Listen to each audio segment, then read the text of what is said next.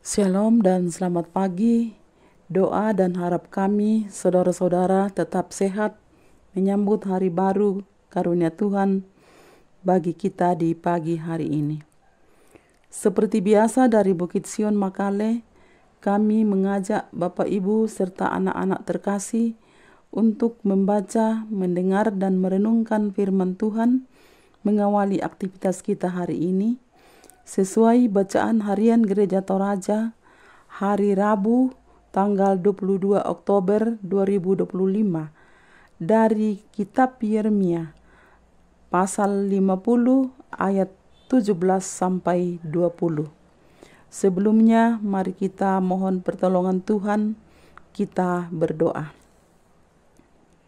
Segala puji dan hormat kami naikkan ke hadapan hadirat-Mu Tuhan di pagi hari yang indah ini, oleh karena kami semua terus merasakan kasih dan penyertaan Tuhan dalam menjalani kehidupan kami pribadi lepas pribadi sampai pada saat ini. Bapa di surga, mengawali aktivitas kami hari ini, kami akan membaca dan merenungkan firman Tuhan. Karuniakan hikmat dan pengertian bagi kami, baik yang menyampaikan firman-Mu maupun umat Tuhan yang mendengar, sehingga kami mampu memahami, terlebih mampu melakukannya. Ampuni salah dan dosa kami Tuhan, di dalam nama Tuhan Yesus, kami berdoa kepada Bapa di surga. Amin. Firman Tuhan saya akan baca dari Alkitab Terjemahan Baru edisi kedua dari Yeremia pasal 50 ayat 17 sampai 20. Firman Tuhan, Israel seperti domba yang dicerai-beraikan, dihalau oleh singa-singa. Mula-mula Raja Asyur memakan dia, dan akhirnya sekarang Nebukadnezar, Raja Babel, menggerogoti tulang-tulangnya.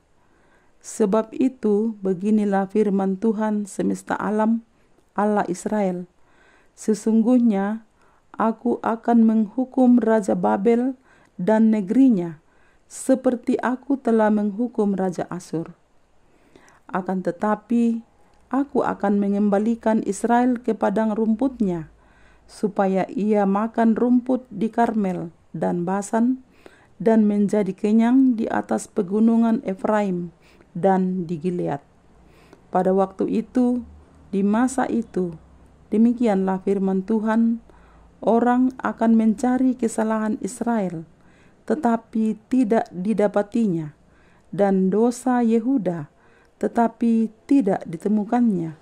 Sebab aku akan mengampuni orang-orang yang kubiarkan tetap hidup.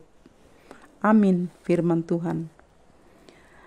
Dari bacaan firman Tuhan hari ini, Yeremia pasal 50 ayat 17 sampai 20 diberikan satu tema, pengampunan tiada tara. Saudara-saudara yang kekasih dalam Tuhan, dari kitab suci kita tahu bahwa Allah yang kita sembah di dalam Yesus Kristus adalah Allah yang adil dalam putusannya. Jika salah, maka dinyatakan salah. Jika benar, akan dinyatakan benar. Namun, Dia pun mengasihi dan mengampuni.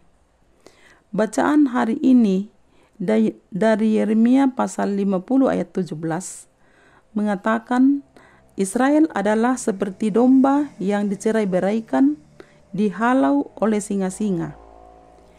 Menurut kesaksian Alkitab di 2 Raja-Raja pasal 17 ayat 1 sampai 6, Asyur membinasakan Israel kerajaan utara. Sedangkan menurut 2 Raja-Raja pasal 24, Babel membinasakan kerajaan Israel selatan. Baik Asyur juga Babel menahan umat Tuhan ini dan menempatkan jauh dari tanah air mereka. Tuhan benar-benar menyatakan hukuman kepada umatnya ini sebagai dampak atau akibat dari pemberontakan di hadapan Tuhan. dan Tuhan benar-benar menegur keras umat yang tidak setia kepadanya. Maka demikianlah dengan kehidupan kita. Ketika kita tidak setia kepada Tuhan, pasti Dia akan menghajar kita dengan caranya sendiri. Sebab Tuhan tidak mau kita tersesat di dunia ini, lalu hidup jauh dari Tuhan. Namun pun demikian, dalam keadilannya, kasih dan tuntunan Tuhan dinyatakan kepada umatnya ini. Firman Tuhan kembali disampaikan pada umatnya, yakni di ayat 18 bacaan tadi, bahwa Tuhan akan menghukum Raja Babel dan Raja Asyur. Kepada bangsa-bangsa yang telah menindas umat Tuhan, Tuhan pasti memberikan ganjaran. Sebab Tuhan tidak akan pernah lupa akan janji pemeliharaan kepada umatnya. Lalu di ayat 19 dikatakan Tuhan akan mengembalikan umatnya dan membawa kembali dari tempat pembuangan ke padang rumputnya sebagai simbol kesuburan dan berkat, yakni Karmel, Basan, pegunungan Efraim, dan Gilead. Dengan kasih-Nya, Tuhan tidak akan membiarkan umatnya dalam keterpurukan dan hidup dalam kehancuran. Tuhan pasti melawat umatnya sebagai wujud kasih dan pemeliharaannya yang tak terhingga. Kasih karunia-Nya sepanjang masa dan tak berkesudahan. Maka demikianlah umat Tuhan akan diampuninya, bahkan tak akan ada lagi kesalahan yang dijumpai pada umatnya ini. Ayat 20 bacaan kita tadi. Saudara-saudara serta anak-anak yang sama dikasihi Tuhan Yesus Kristus, melalui bacaan kita saat ini, kita tahu Tuhan begitu peduli dengan kehidupan umatnya.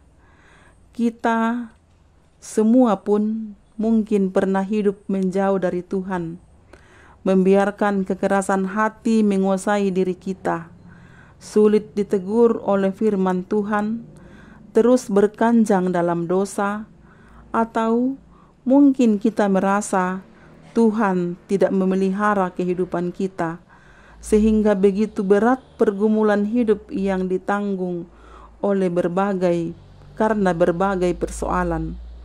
Namun seharusnya kita mengamini dan mengimani bahwa Dia Allah yang tetap setia memelihara umat Israel, maka Dia jugalah Allah yang tetap setia memelihara hidup kita.